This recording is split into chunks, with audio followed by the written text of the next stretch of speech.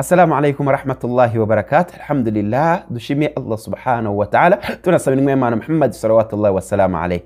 Turacyakomeje isomo ryacu rya fiqh aho tugenda turebera hamwe aya mateka y'iri somo. Alhamdulillah, aho tugana no ku musozo. Nkuko mwebonye twaganire ku bayimamu bacu bane uruherekane rwabo rw'ubumenyi, uko ubumenyi bwabo bwa fiqh bwagiye butugeraho.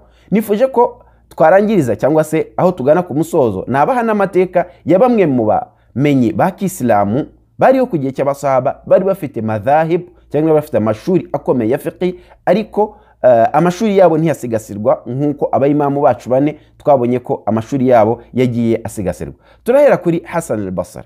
Hasan al-Basri ni umwana uvuka cyangwa se ni umumenyi uvuka ku gihe cy'abasahaba, yavutse ku gihe cya Umar ibn Khattab radiyallahu anhu. Uyu Hasan al-Basri yarerewe mu nzu y'Imana Muhammad sallallahu wa sallam alayhi, cyane ko mama we yasaga nk'umukozi wo mu rugo mu nzu y'Imana Muhammad sallallahu wa sallam alayhi, mu rugo rwa Salama.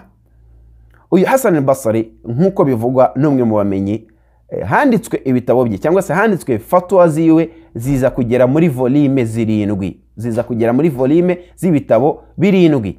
Hasan al-Basri bivuga ko yakire ku basahaba 120. Ubumenyi bwe yabwakire ku basahaba 120. Murumva ko yarafite ubumenyi bugiye butandukanye. Noneho tukaza kurebera hamwe n'uwo bita Sufyan Thawri. Sufyan Thawri nkuko tubikesha Sufyan ibn Uyayna aratubwiye ati ma ra'aytu a'lam bil halal wal haram minhum.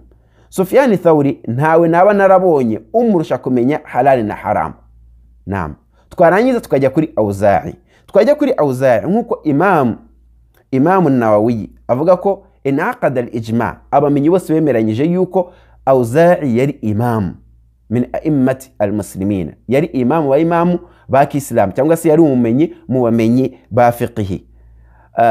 Bivuga ko Auza'i fatwa ziwe cyangwa se yatanze fatwa muri masail, mu bibazo, mu bisubizo bya fiqh bigera mu bihumbi 70. Yani ibibazo bya fiqh fatwa yatanze zigera ku bihumbi 70. Uyu nguyu ni Auza'i. Naam, tukajya kuri Al-Layth, we wari nk'umwarimu wa Imam Shafi'i rahmatullahi alayhi. Imam Shafi'i aratubwira ati Al-Layth afqahu min Malik. Al-Layth yarushaga ubumenyi Malik cyangwa se yarushaga fiqh Malik, walakin dayya'ahu ashabahu. Ariko ikibabaje abanyeshuri be batakaje ibitabo bye cyangwa se ntabwo bigeze basigasira gahunda ziwe nkuko bikwiye. Naam, twarangiza tukajya kuri Sufyan ibn Uyayna, nawe numwe mu barimu ba Imam Shafi'i rahmatullahi alayhi. Imam Shafi'i aratubwira ati al-ilm yaduru fi thalatha. Ilmu izenguruka mu bantu batatu, cyangwa se igihe yari ariho ilmu yazengurukaga mu bantu batatu. Malik fil Madina, Malik mu mujyi wa Madinatul Munawwara, mu mujyi w'Imana Muhammad sallallahu wa sallam alayhi, na Layth na Ibn Uyayna. Na Layth na Ibn Uyayna yari ashatse kuvuga nde? Yashatse kuvuga kuri Sufyan ibn Uyayna.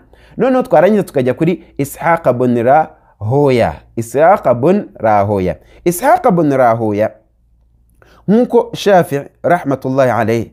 Reka tujye kuri Imam Ahmad. Imam Ahmad rahmatullahi alayhi aravuga ati ma ra'aytu nadhiruhu. Ntabwo nigeze mbona umuntu wahangana na Ishaq ibn Rahoya, yani mu bumenyi yari umuhanga cyane uyu mugabo cyangwa se uyu mu imamu. Naam, Abu Thawri numwe mu baje kumenyekana ko nabo bari bafite fiqh ihambaye cyane, ko nawe yazaga mu banyeshuri bakomeye ba Imam Shafi'i rahmatullahi alayhi, akaza mu banyeshuri bakomeye ba Imam Malik, ariko nawe ntabwo amashuri ye yakomeje gutera imbere cyangwa se ntabwo madhehebu ye yakomeje gukurikira. Tukarangiriza kuri Ibn Jarir al-Tabari. Ibn Jarir al-Tabari ndakeka muzi amateka ye cyane nk'abantu bakunze gusoma ibitabo by'idini nka tafsiri al-Tabari niwe wayanditse. Naam, yari na faqih, yari n'umumenyi muri fiqh. Ibn Jarir al-Tabari si nibyo gusa, yanditse n'ibitabo bigiye bitandukanye. Urugero iyo tugeze muri Star dusangamo igitabo yanditse cyitwa Ummul Muluk. Ibyo byose ni ibitabo